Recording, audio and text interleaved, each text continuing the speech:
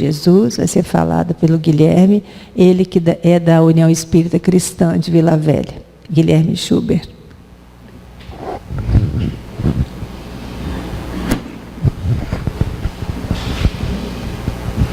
Boa noite. É sempre bom, né, a gente juntar para falar um pouquinho sobre a passagem do Mestre Jesus, né, que era uma faceta desse espírito crístico. A gente nunca pode perder isso de vista, que Jesus é o nome que ele toma em uma encarnação educativa. Não para ele, mas para nós. Então, esse espírito crístico, que é o nosso governador espiritual, nosso guia e modelo, encarna no ato de sabedoria, de renúncia pessoal, para que a gente tenha a possibilidade de entender o que ele nos diz a todo momento, através da sua criação. Qual é a criação de Jesus? Esse planeta. Esse corpo que você está usando agora para viver as experiências, não que você merece, mas as experiências que você precisa viver, que nós precisamos viver. Isso é importante a gente ter em mente. Joana de Ângeles, no livro Ser Consciente, ela nos conclama a mudar a expressão, porque eu estou vivendo o que eu mereço. Não, eu estou vivendo o que eu preciso viver, para que eu, enquanto espírito imortal, aprenda, cresça, evolua e seja feliz, eternamente feliz. Então, por mais dolorosa que possa ser a experiência desse momento, é dela que eu preciso para ser feliz. Mas não essa felicidade que a gente está acostumado a falar aqui na Terra, do nosso ponto de vista encarnado. Não essa felicidade transitória que não passa de uma alegria, mas uma felicidade profunda, constante, inabalável, seja qual for o acontecimento externo. E tendo isto em mente, de que eu estou vivendo uma experiência necessária para mim, a gente vai tentar abordar o tema, as curas de Jesus, que ele mesmo renuncia o título de curador. Nós vamos ver por quê. E vamos dar dois enfoques nessa conversa de hoje. O primeiro é desmistificar o milagre, pois no nosso entendimento não existem milagres. São apenas formas específicas de lidar com as leis naturais que a gente talvez não tenha tanto domínio.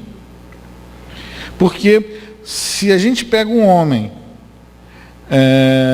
do século I, há 2000 anos, e remete ele diretamente para hoje, para 20 séculos depois, ele vai falar que os médicos são milagrosos, que os aparelhos são mágicos, que o microfone do qual eu estou falando é uma coisa divina, simplesmente porque ele não conhecia tecnologia.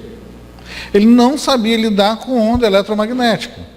Ele não sabia lidar com eletricidade. Ele não sabia lidar com diagnóstico por imagem.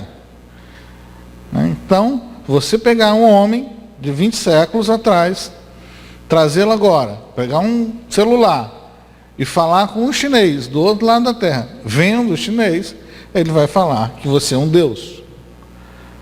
Então, é essa a visão. Se hoje nós vemos coisas transcendentes, que encaremos a necessidade de compreendê-las e não de mistificá-las. Que, aliás, me desculpem, é um hábito muito comum no movimento espírita. Adoramos o mistério, Adoramos mistificar a reunião mediúnica. Enquanto que mediunidade é uma coisa vivida no nosso dia a dia, 24 horas por dia. Nós trocamos ideias, intermediamos ideias a todo instante. O marido, quando sai de casa, a mulher fala juízo. Aí ele tem juízo na rua, está intermediando a ideia da esposa. Somos médiuns uns dos outros. E o fato de estarmos encarnados ou não, isso é mero detalhe. A única diferença minha para um espírito desencarnado é que hoje eu estou ligado a um corpo de matéria mais densa. Mas eu não tenho diferença nenhuma. Não tenho diferença nenhuma dele e ele não tem diferença nenhuma de mim, em essência. Então, desmistifiquemos o transcendente. O fato de eu não perceber e o fato de eu não conhecer não é um mistério, não é um milagre, não é uma coisa fantástica. É apenas uma deficiência de conhecimento minha e não do universo. Não é uma coisa fantástica do universo. Assim como as curas de Jesus não foram. Então, buscando desmistificar esses eventos, né? Trazê-lo para a condição atual de entendimento nosso. E buscar também, conversar um pouco sobre o que isso significa nas nossas vidas hoje, é que nós vamos conversar. E a gente vai começar mais ou menos elencando o que chamamos de milagres, e aí que fique entre aspas, que no entendimento espírita isso não existe, relatados no texto do Novo Testamento. Então, lá em João 2, do versículo 1 a 11, ele transforma a água em vinho nas bodas de Caná. Curou o filho de um funcionário público, curou um paralítico, curou um cego de nascimento, alimentou 5.000 pessoas com pães e peixes. E assim foi, né? Nós elencamos aí cerca de 35 eventos tidos como milagres ou curas de Jesus, porque você alimentar 5.000 pessoas não é uma cura diretamente, mas está curando a fome, né? E alimentou 4.000 pessoas com 7 pães. E aí você vai encontrar às vezes uma diferença na quantidade de eventos, porque há eventos que se repetem nos evangelhos, e alguns estudiosos contam 2 vezes, outros uma só, mas enfim, é algo em torno disso. Isso não tem tanta importância. Se é 35, 33, nós vamos tentar extrair daí o que isso significa para a gente hoje. Né? E esses eventos, todos eles estão divididos em 3 grandes grupos, que nós já estudamos isso aqui lá no ESG, na doutrina espírita. Me desculpe, tem alguém chegando na casa hoje que nunca teve contato com o espiritismo? Não, todos são iniciados já. Todos esses eventos, a gente pode dividi-los em curas morais, ou tratamentos e eventos morais, né? Eventos de efeito físico, quando ele acalma a tempestade, quando ele multiplica, diz onde estão os peixes, né? E de cura, né? De tratamento físico, tratamento de moléstias que a gente expressa no corpo físico. Todos esses eventos estão divididos nesses 3 grupos. Então a gente vai se ater mais aos aspectos morais, como por exemplo, ele previu a negação de Pedro. Foi um evento dele prever o futuro. Mas prever o futuro é alguma coisa de outro mundo? Quando você conhecia tão bem Pedro quanto ele conhecia, quando ele tinha certeza dos acontecimentos, a grande probabilidade era de que Pedro fizesse o que fez. Mas quando ele previu, não foi para acertar. O Haroldo Dutra Dias, ele diz que a primeira regra geral das profecias é que elas são feitas para que não se cumpram. Na verdade, ele está avisando Pedro, você vai me negar. Nós estamos vivendo condições, um número tal de variáveis que está levando você a isso. Mas isso foi aviso para Pedro. Pedro, olha, se esforce para mudar isso. E ele não ficou lá depois torcendo para que Pedro negasse, só para ele acertar, como muitas vezes a gente faz, né? No trabalho, então, é muito comum fazer isso, né? Isso vai dar errado. Aí você passa aquele projeto inteiro torcendo para que ele dê errado, para você ter razão. Só, único, exclusivamente, você ter razão. Para chegar no final e falar, eu não te disse que ia dar errado? Quantas vezes a gente já experimentou essa sensação? Né? A gente vive, né, querendo ter razão. E muitas vezes nem sabe por quê. Só pelo prazer de estar certo e o outro errado. As de efeito físico, como acalmar a tempestade, e as de cura física, que é curar um paralítico no poço de João. Todos esses eventos, aqui relatado, certo dia ele subiu em um barco com os discípulos e disse-lhes, passemos a outra margem do lago. E fizeram-se ao largo, né? Enquanto navegava, ele adormeceu. Desabou então uma tempestade de vento no lago. O barco se enchia de água e eles corriam perigo. Aproximando-se dele, despertaram dizendo, mestre, mestre, estamos perecendo.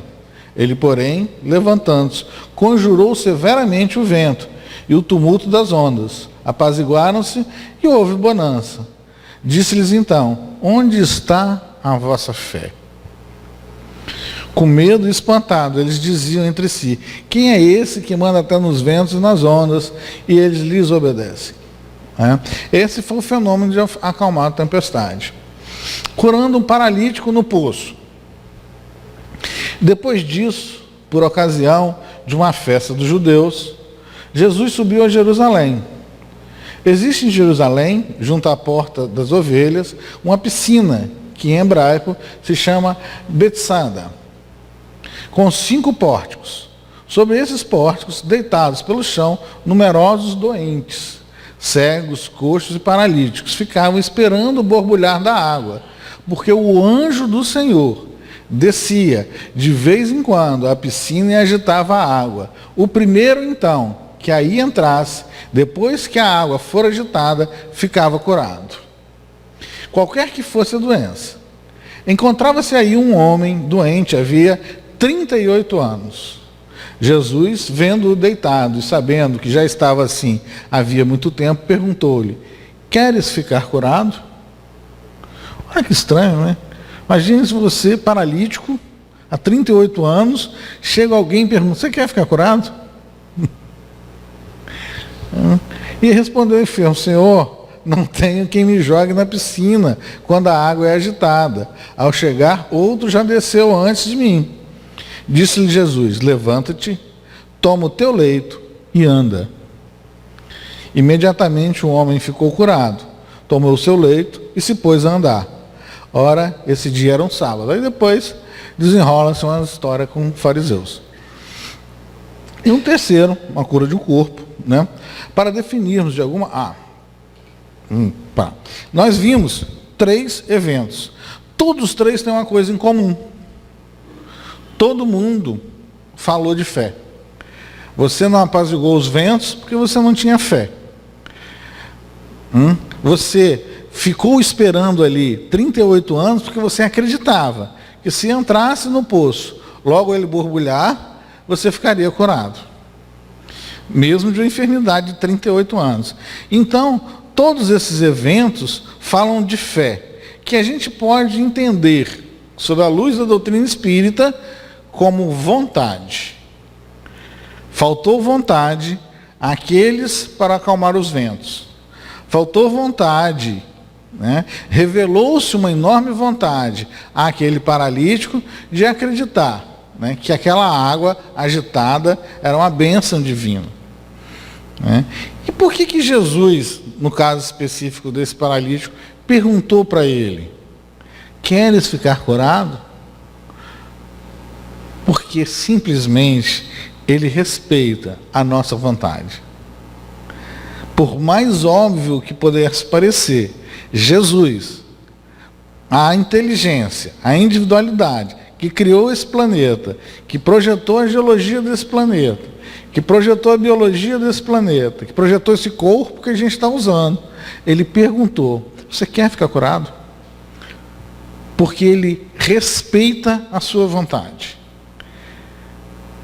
E você está doente por opção sua. Nós ficamos doentes por opção nossa. Não tem outra explicação. Não faz sentido ser diferente. Eu não fico doente porque uma bactéria me contaminou. Eu fico doente porque eu estou suscetível à contaminação daquela bactéria. Eu não expresso um tumor porque aquele tumor nasceu do nada. Na verdade, é a expressão de um tumor da alma. Ou que eu estou vivenciando, concretizando um tumor que eu tenho na minha personalidade. Então, ficar doente é uma opção nossa. Negar a saúde, que é o estado natural de um filho de Deus, alguém tem dúvida disso? Será que a gente olha para a humanidade cheia de chagas, cheia de doença? Será que Deus criou esse monte de filho assim mesmo? Ou Ele cria a gente como espelho da sua perfeição e a gente começa a nos tornarmos doentes? Será que a doença é uma obra de Deus ou é uma obra nossa? Bom, chegado o momento da gente questionar. E Jesus chama a atenção da gente nesse momento. Você quer se curar? Olha o que ele está falando para a gente. É você que escolhe. Depende do tamanho da sua vontade. Depende do tamanho da sua decisão. É uma escolha nossa, pessoal e intransferível. Ninguém escolhe pela gente. Nem meu pai, nem minha mãe, nem meu filho, nem minha esposa, nem meu esposo. Ninguém escolhe pela gente. É uma escolha minha. E Jesus, seguindo a vontade de Deus, respeita as nossas escolhas. Evidentemente, nós vivenciamos as consequências dessas escolhas, que podem se expressar como uma dor física, como uma desarmonia celular, como André Luiz gosta de falar, né? Como uma doença comumente conhecida entre a gente. Então, é esse questionamento que a gente tem que ver com aquela perguntinha de nada. Agora, voltando um pouco, né, a André Luiz, né, que ele vai dizer lá em Evolução em Dois Mundos, para a gente só dar uma passada nessa desmistificação, que para definirmos de alguma sorte o corpo espiritual, é preciso considerar, antes de tudo, que ele não é reflexo do corpo físico. Meu corpo espiritual não é um reflexo desse corpo que eu estou vivendo. Por quê? Na realidade, é o corpo físico que reflete o corpo espiritual. Tanto quanto o corpo espiritual, né, retrata em si o corpo mental que lhe preside a formação. Então, fazendo a leitura de trás para frente, o corpo mental, que é a minha mente, que são os meus pensamentos, que são as minhas ideias, preside a formação do corpo espiritual, que por sua vez vai presidir a formação do corpo físico. Se apresenta no corpo físico alguma deficiência imunológica, que eu sou acometido de infecção, se apresenta alguma doença qualquer, né? Ela está onde? Se o corpo físico é consequência do corpo espiritual, que por sua vez é consequência da nossa mente. Aonde que está a causa primária das doenças? Em mim. Em mim, enquanto espírito imortal, sem forma, sem corpo. Está nas minhas degenerescências mentais. Né? E sem aí querer entrar no pecado. Depois, isso é uma anotação que tem lá no livro. E aí, a gente trouxe uma figura só para a gente ilustrar. O espírito não tem forma, não ocupa espaço, não está submetido a tempo. Espírito, matéria e Deus. Essa é a trindade que existe no universo. Tudo no universo ou é espírito, ou é matéria, ou é Deus, acima de tudo. Ele vai presidir a formação de um corpo espiritual, que é um corpo igual esse aqui, feito de uma matéria mais sutil. Só isso. É material igual esse corpo que a gente está usando. Igualzinho. E esse corpo de matéria um pouco mais sutil vai presidir a formação disso aqui. Então, tudo que eu vivencio no meu corpo é reflexo de mim mesmo. Tudo que eu vivencio, 100%. Estou com a dor no joelho. O que isso quer dizer na minha personalidade? Qual é o ponto da minha personalidade que eu tenho que corrigir para não ter dor no joelho? Evidentemente, os anestésicos, os remédios, os tratamentos me ajudam. Mas se eu não corrigir na minha personalidade isso, eu vou encarnar de novo. Meu corpo mental vai presidir a formação de um perispírito, que vai presidir a formação de um corpo físico, que aos 40 anos vai me dar dor no joelho. Na próxima encarnação. Então, eu fazer um tratamento com fisioterapia vai resolver o problema do meu joelho? Não, ele vai aliviar. Mas ele não vai resolver o problema. Porque se eu não consertar a causa dessa dor no joelho, que pode ser simplesmente a gula de comer muito, ficar gordinho, né, e carregar peso no joelho, pode ser a causa do meu problema no joelho, não ter controle sobre a comida. Como eu, por exemplo, tenho problema no joelho porque eu sou pesado demais. Né? Mas o problema não está no joelho. O problema está no meu descontrole, na minha falta de vontade de me controlar, na minha pouca fé, como disse Jesus no barco. Olha, cadê a sua fé? Que vocês têm que me acordar por causa de uma ventaniazinha de nada.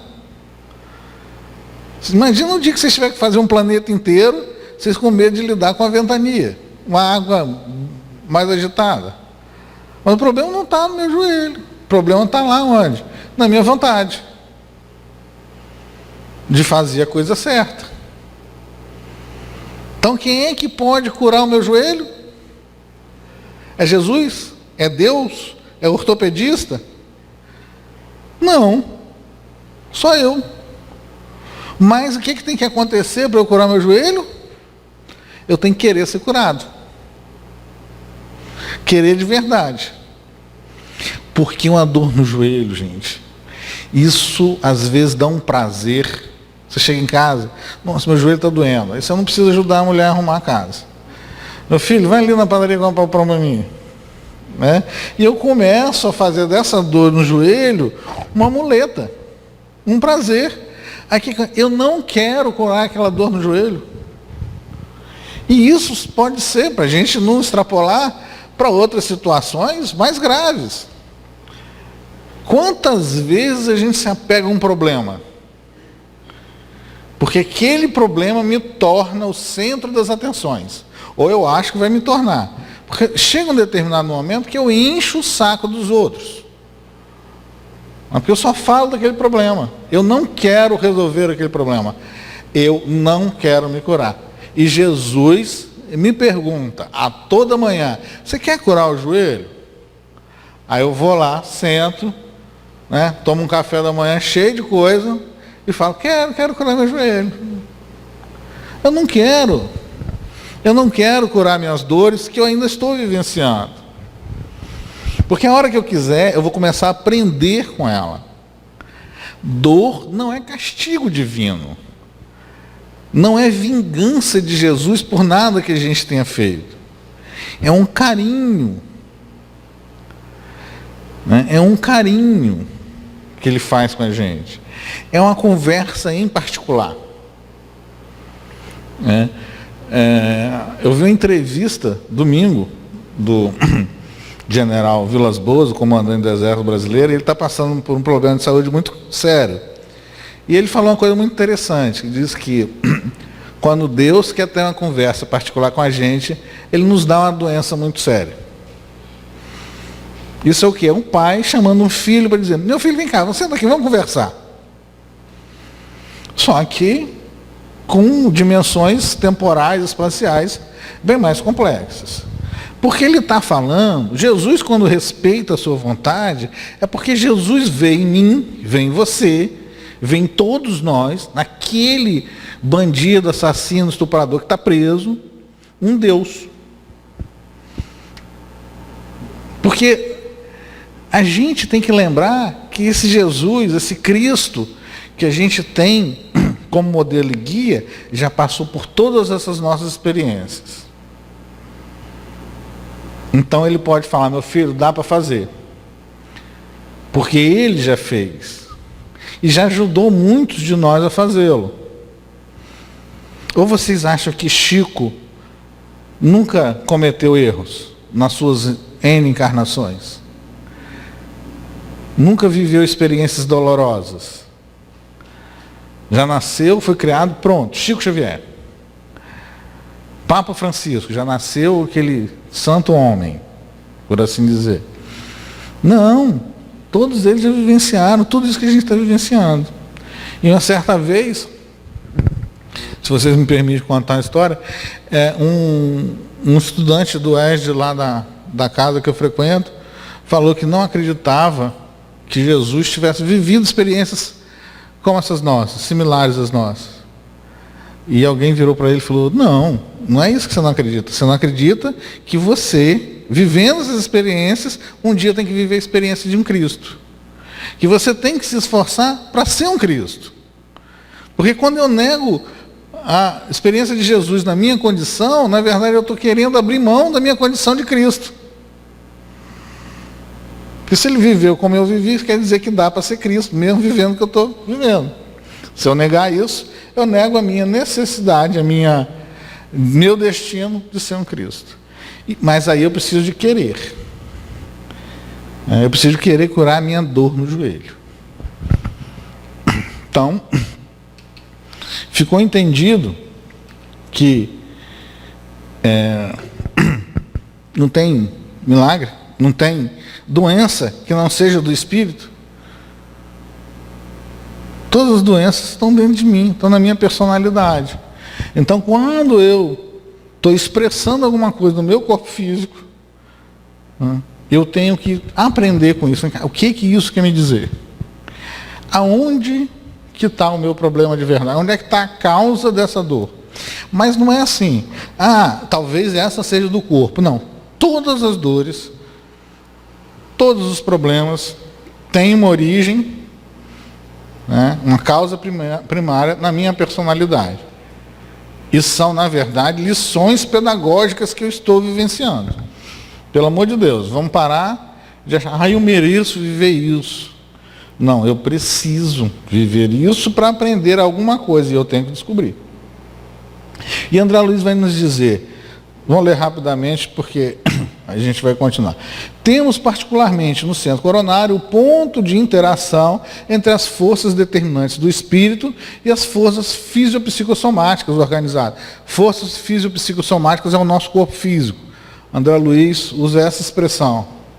Dele, ou seja, do centro coronário, desse modo, dele parte, desse modo a corrente de energia vitalizante, formada de estímulos espirituais, com ação difusível sobre a matéria mental que o envolve, transmitindo aos demais centros da alma os reflexos vivos de nossos sentimentos.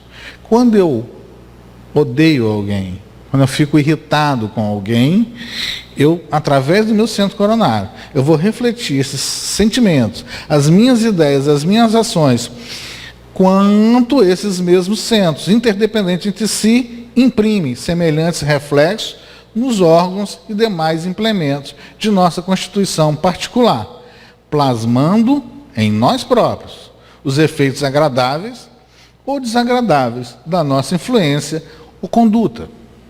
O que André Luiz diz aí é o mecanismo pelo qual a gente expressa um sentimento no corpo. Se eu passo a vida inteira irritadiço, impaciente, se aos 40 anos eu apresento pressão alta, aonde que está o problema? Na pressão alta? No meu coração? Ou na minha impaciência? Aí eu não resolvo isso, encarno de novo do mesmo jeito impaciente. O corpo físico vai refletir isso. Então o problema não está na pressão alta. Evidentemente que eu vou estragar tanto meu corpo que depois não adianta nem ficar calmo porque já está estragado. Mas na próxima encarnação ele vai aparecer mais saudável. Porque eu aprendi com aquela experiência de que eu ficar irritadiço, eu vou ter que me privar de determinadas coisas. Eu vou sentir dores para poder aprender. Não é para poder ser castigado, não. Tiremos de nós essa culpa que a gente tanto coloca em nós mesmos. Não é? Tiremos de nós, não, é uma lição. A lição que um pai dá para um filho. Um pai amoroso, generoso, justo, carinhoso, dá para um filho. É assim que a gente tem que nos entendermos. Aí ele continua: a mente elabora as criações que lhe fluem da onde? Da vontade. Queres ser curado? Queremos ser curados? Apropriando-se dos elementos que a circundam, ou seja, fluido cósmico universal. E o centro coronário incumbe-se automaticamente de fixar a natureza da responsabilidade que lhes diga respeito, marcando no próprio ser as consequências felizes ou infelizes de sua movimentação consciencial no campo do destino. Se eu tenho problemas financeiros, isso teve origem na minha personalidade, nas minhas decisões ao longo das minhas existências, evidentemente. Por quê? Talvez porque eu me excedi em algum momento. Se eu me excedi, eu preciso vivenciar a experiência da escassez,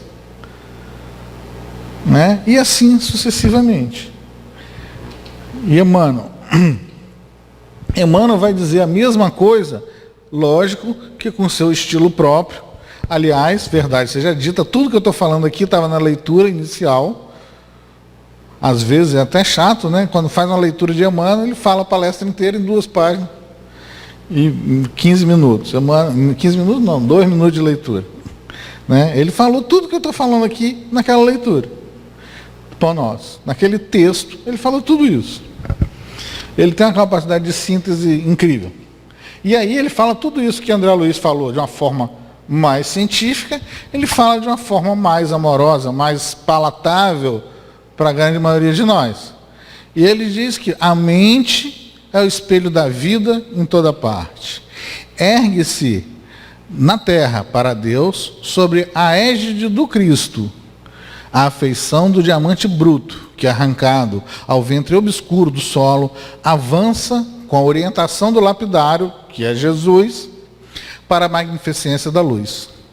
E mais na frente ele fala uma coisa interessante. Estudando-a de nossa posição espiritual, confinados que nos achamos entre a animalidade e a angelitude, ou seja, na condição de humano, eu abandonei a animalidade, estou com destino à angelitude, eu sou um ser humano. Somos impelidos a interpretá-la, ou seja, a mente, como o campo de nossa consciência desperta, na faixa evolutiva em que o conhecimento adquirido nos permite operar. O conhecimento adquirido me permite operar numa determinada faixa evolutiva. Se eu quiser ampliar essa faixa, o que eu tenho que fazer? Aumentar meu conhecimento. Mas aumentar, principalmente, o meu entendimento. E a melhor coisa que existe para a gente aprender alguma coisa é achar que não sabe nada. Porque não tem nada mais difícil para aprender do que aquilo que a gente acha que sabe. Porque eu largo mão de querer aprender, de querer mudar, de querer entender. Ah, eu sei que é assim, então pronto. Está definido. A coisa mais difícil do mundo de aprender é aquilo que a gente acha que sabe. E a gente está longe de saber alguma coisa. Então, se eu quero evoluir, questione o meu saber o tempo inteiro. Que é a primeira coisa, é estudar. Daí o conselho do Espírito de Verdade, que é o próprio Jesus: espíritas, amai-vos. eis o primeiro mandamento. Instruí-vos, eis o segundo. É a alavanca para a gente entender que a dor no joelho tem origem no meu descontrole alimentar, na minha falta de vontade de me controlar alimentar.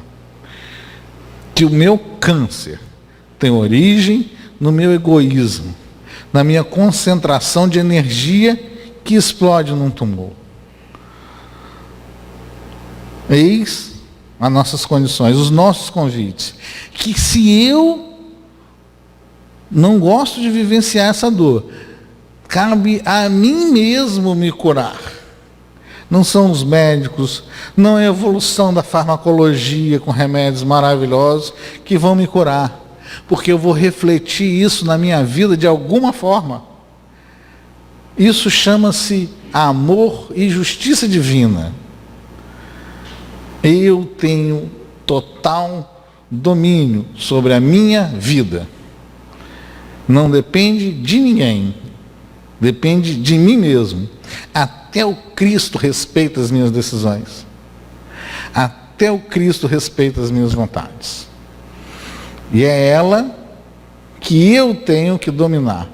E não ela me dominar. Não são os estímulos externos que tem que me fazer. Né? Não são esses agentes de indução que André Luiz vai falar, né? Que nos fazem, como por exemplo, nós vivemos bombardeados sob um número imenso de ideias na sociedade moderna, que nos levam a obscurecer nossa visão. Por exemplo, quer ver uma coisa bem simples? Quando a gente fala assim, fulano é uma pessoa de sucesso, a primeira coisa que nos vem à mente, ele tem dinheiro. Não importa se para ganhar aquele dinheiro, acumular aquele capital, ele destruiu a família, ele não deu atenção aos filhos, isso não importa. Ele é uma pessoa de sucesso. Então, o que é o sucesso na nossa ideia? É ter dinheiro. Aí eu começo a viver em torno dessa ideia. E o que é ter dinheiro? Não tem limite. Se eu tenho um carro, eu quero um carro melhor. Se eu tenho um celular, eu quero um celular melhor. Se eu tenho um apartamento, eu quero um apartamento melhor. Quando eu tenho um apartamento melhor, eu quero 2 apartamentos melhores. E aí as pequenas coisas da vida podem fazer parte da nossa vida. Uma pequena fazenda, um pequeno iate. Umas pequenas coisas da vida passam a fazer parte. Porque não existe limite. Não existe limite para esse tal sucesso. E eu nunca vou me sentir satisfeito. Porque sempre precisa de mais. Porque a satisfação não está do lado de fora, ela está do lado de dentro. Mas nós não vivemos em torno dessas ideias. São os fatores de indução da nossa vida. São eles que nos fazem tomar atitudes, afeiçoar pensamentos, alimentar sentimentos. Se alguém me deve, eu vou odiá-lo. Mas se alguém me deve porque ele quer ou porque ele não tem condição de me pagar? Eu não estou dizendo que eu, Guilherme, consigo vivenciar isso plenamente, não. Estou falando dos questionamentos que a gente tem que fazer. Porque muitas vezes eu fico muito chateado mesmo com quem me deve. Poxa, prometeu ia pagar, não sei o quê. Falta de consideração. Deus sabe o que aquela alma está passando. Mas para mim não interessa. O que interessa para mim é ser uma pessoa bem-sucedida, cheio de acúmulos. Para quê? Ninguém sabe. Ninguém sabe o que um homem faz com $1 bilhão que ele não faz com $1 milhão. Mas eu quero ter 10 bilhões de dólares. E aí eu vou passando por cima da vida das pessoas. E aí então, no cotidiano, na segunda parte que eu queria falar, no cotidiano de uma conversação, numa leitura, na contemplação de um quadro, a ideia voltada para certo assunto, um espetáculo artístico, uma visita efetuada ou recebida, um conselho, uma opinião, representam agentes de indução que variam segundo a natureza que lhes é característica, com resultado tanto mais amplos, quanto maior se nos faça fixação mental ao redor deles. Então, por isso que a gente tem que tomar cuidado com o tipo de ideias a que eu estou me afeiçoando. Não é a coisa em si. A expressão exterior, ela traz ideias por trás dela. Nós temos que descobrir que ideias é essa que estão nos afeiçoando àquela expressão. E só aí sim eu vou conseguir saber se aquilo é bom ou ruim para mim. E vamos parar de ficar falando o que é bom ou ruim para o Roberto, para fulano, para Beltrano, para Ciclano. Eu tenho que descobrir o que é bom e ruim para mim, porque para ele pode ser diferente. Porque nós estamos vivendo experiências diferentes. Nós necessitamos de experiências diferentes.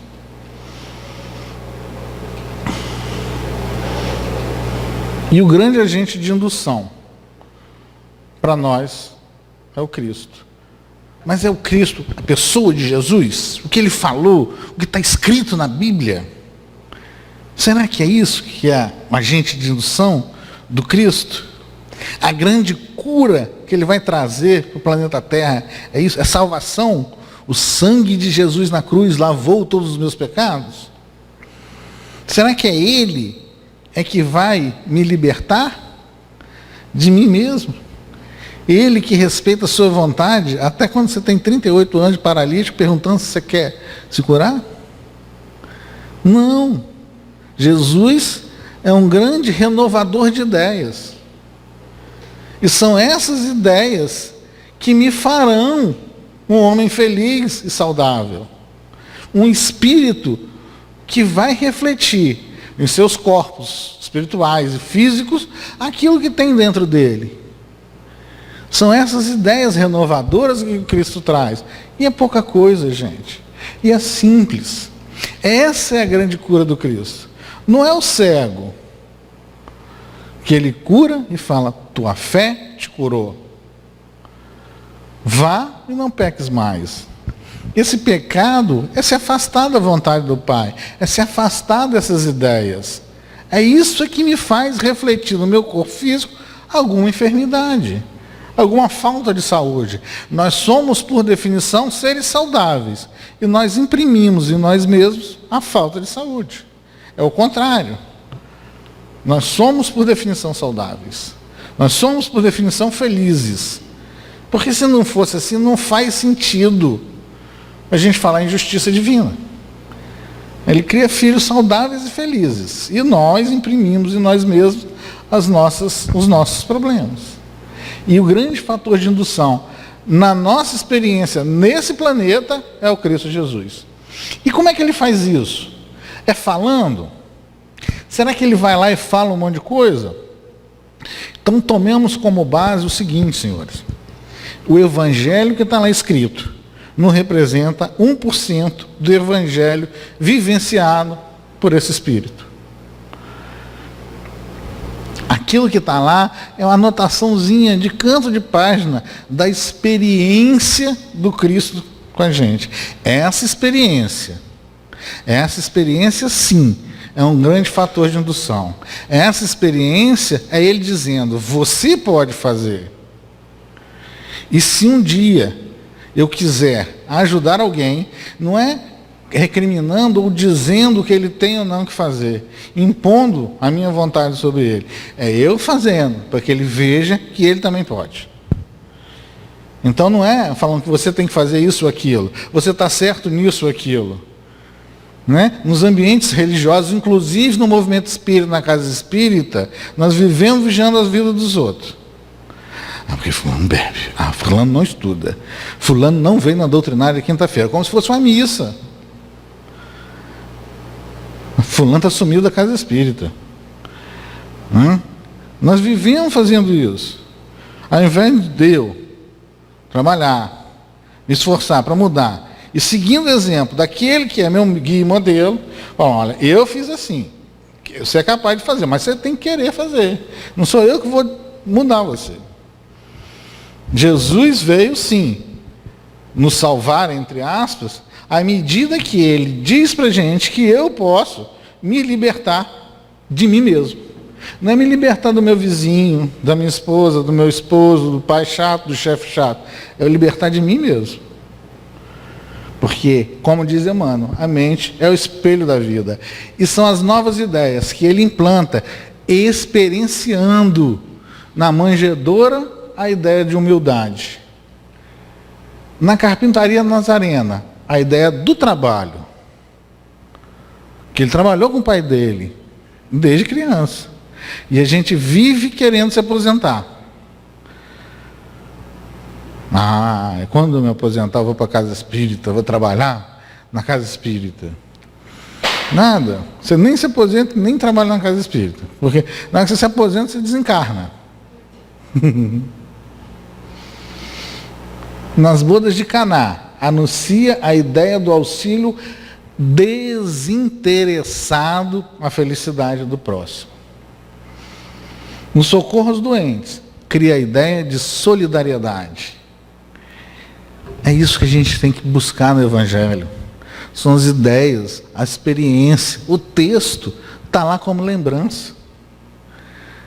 Não como uma prisão, uma rede que vai me aprisionar, mas como palavras libertadoras.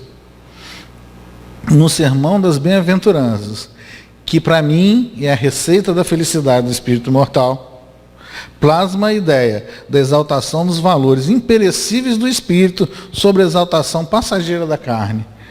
Em que momento que Jesus profere o Sermão da Montanha? Quando a multidão acorre atrás ele para buscar a cura de quê? Das enfermidades do corpo. Há 2000 anos ninguém tinha Unimed. Não tinha nem SUS. Aí você ouve falar de alguém que cura dor de dente, perna quebrada, lepra, todas as enfermidades que a gente não sabia. Você corre até ele. Aí o que o cara faz? O cara se senta no alto do monte, vê aquele monte de gente, todo mundo ao quebrado, e começa a falar: bem-aventurados os que são pobres e humildes de coração, porque serão felizes. Bem-aventurados os mansos, porque herdarão a terra. Aí você olha para ele, mas peraí, eu vim aqui porque o meu pé está doendo, porque eu estou sangrando. E ele continua: bem-aventurados têm fome e sede de justiça, porque serão saciados. Bem-aventurados os que sofrem, porque serão consolados. E é essa frase ele explica no capítulo 6 do Evangelho segundo o Espiritismo. Venho aos pobres e deserdados, dizer-lhes, consolar-os e instruí-los, e dizer-lhes que elevem a vossa resignação ao nível de vossas provas. Podem chorar, porque a dor se fez sagrada no jardim das oliveiras. Mas que esperem, porque também a eles, os anjos do Senhor, virão enxugar-lhes as lágrimas. Ele não veio curar a dor de ninguém. Ele veio dizer o seguinte: você precisa dessa dor. Eleve a vossa resignação ao nível de sua prova. Bem-aventurados os que sofrem, porque serão consolados. Mas não serão consolados, vamos tirar a sua dor. Não. Você tem que passar por isso, você precisa passar por isso, nós vamos passar junto, estou aqui do seu lado. Eu vou para a cruz, para mostrar que eu passo por isso. E essa multidão, toda quebrada, continua. No Tabor, ele revela a ideia da sublimação. No Jardim das Oliveiras, quando ele fala, sabendo de tudo que ia acontecer, ele vira para Deus. Porque, segundo André Luiz, um Cristo vive em processo de comunhão indescritível, que a gente não consegue entender, com o Senhor Supremo do Universo. E fala: Pai, afasta de mim esse cálice. Ele está dizendo o seguinte: a minha vontade não é viver isso que eu vou viver agora. Não é ter uma coroa de espinho de acácia na cabeça. Não é ser crucificado, ter uma lança enfiada no peito. Essa não é a minha vontade. Mas que não seja feita a minha vontade, e sim a sua. Eis aí, para mim, um dos pontos mais altos do Evangelho, que é falar o seguinte: acima da minha vontade estará sempre à vontade do meu Pai. Porque ela sim é o guia seguro para as minhas atitudes. A vontade do meu Pai é sempre a eterna felicidade para mim mesmo. Em situações que eu nem vislumbro. Mas Ele, Criador do universo, Criador do espaço e do tempo, sabe? Então, não é fé em Deus que eu tenho que ter. É confiança plena. Você não caminha confiando que o chão vai te segurar? Tomemos as nossas atitudes, confiando em Deus, guiados pela sua vontade. Assim como o chão me segura, Ele me amparará em todos os instantes da minha vida. Então, nesse Jardim das Oliveiras, Ele nos dá a ideia da suprema lealdade à vontade de Deus. E na cruz da renunciação e da morte, irradia a ideia do sacrifício pessoal pelo bem dos outros, como bênção de ressurreição para a imortalidade vitoriosa. O ápice do Evangelho não é a cruz, como muitos de nós estão acostumados a ver. O ápice do Evangelho é uma manhã ensolarada de domingo, onde ele se apresenta, alegre, para Maria Madalena. Maria, estou aqui. Viu aquela cruz? Foi uma coisinha rápida, coisa passageira. Estamos todos vivos, sempre estaremos vivos. Cada um com a sua dor, cada um com a sua cruz, mas no final, sempre tem um domingo ensolarado. Uma manhã em que a gente reencontra com todos aqueles que a gente ama. E para terminar, eu queria mostrar aqui uma frase provavelmente dita por um religioso, filósofo, que diz que a ciência não pode resolver o mistério derradeiro da natureza, porque, em última análise, nós mesmos somos parte do mistério que estamos tentando resolver. Como um peixe imerso no oceano, sem transcender, através da minha inteligência, eu não consigo entender o oceano como um todo. Então, estou imerso na experiência humana. E esse grande pensador disse, nós estamos estudando um mistério na qual eu sou parte dele. Só tem uma forma de eu transcendê-lo, de eu entendê-lo, é transcendê-lo, transcender a mim mesmo, parar de me entender como um corpo que está perambulando pela terra, mas um espírito que está vivenciando uma experiência aqui, um espírito imortal, que transcende tanto ao túmulo como ao berço. Eu já existia muito antes do meu nascimento e vou existir eternamente depois de tantas e tantas mortes que eu precisar experienciar. E mais ainda, um outro pensador, também provavelmente religioso, esse mais ainda, diz que continuará sendo impressionante. Não importa os caminhos que os nossos conceitos futuros irão nos levar, que todo o estudo do mundo externo nos leva à conclusão científica que o conteúdo da consciência, a minha consciência, o conjunto das minhas ideias, é a realidade universal definitiva.